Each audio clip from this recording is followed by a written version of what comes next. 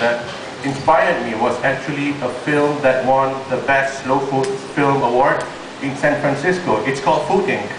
I don't know whether you've seen it, but if you're a foodie, this is a short film that you should actually see that talks about the food crisis that's happening, the food manufacturing, and the bad guys and the good guys behind it.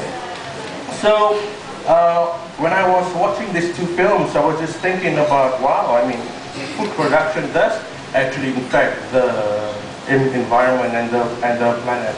And then what happened was, about 6 months ago, in the Asian Food Channel, I chanced upon a film called Good Fat, Bad Fat, The Truth Behind Palm Oil. So we were like, great!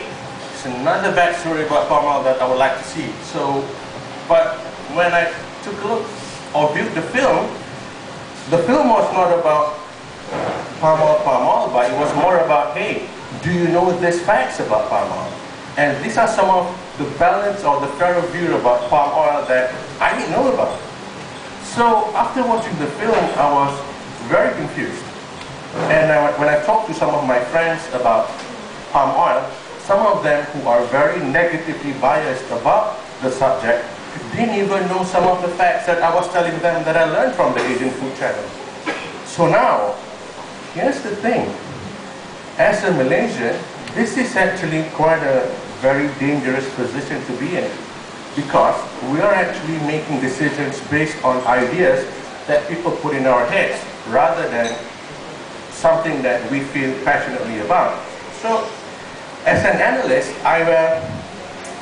I had this thing that's running in my head that goes, what if one day all of Malaysians decided we don't want palm oil, and what we're gonna do is we're just gonna pay everyone so that we don't have palm oil and plant something else. Alright, so let's just talk about two things about palm oil that a lot of people don't know. Number one is palm oil brings in 148 billion ringgit into Malaysia per year. That's how much money palm oil brings into Malaysia. And we build schools, we develop the country, we develop the Malaysian economy with that money. So if we were to pay back, or if we were to find 148 billion per year, we as Malaysians, 27 million of us, have to pay in taxes an additional 5,500 ringgit per year per person. Is that a feasible option? That's one. And number two, can we go back to the developed countries, those countries who complain that we are doing this palm oil? Can we, hey, can you give us 148 billion bucks because, we're doing this for the planet? What would they say? They would say, who asked you to do that? Would they pay 140? Would we be compensated for saving the planet? And is that even saving the planet? I would get to the second point later on. What I'd like to bring across is, and 148 billion, other people resort to selling weapons to get that money, selling weapons to kill people. Other people resort to selling drugs, to manufacture cigarettes that cause cancer. We plant cooking oil that actually feeds the world, the poor and the rich.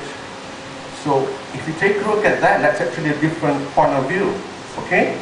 Now just the second view is, are you sure that we're saving the planet if we take out all of the palm oil and plant it with forest and something else?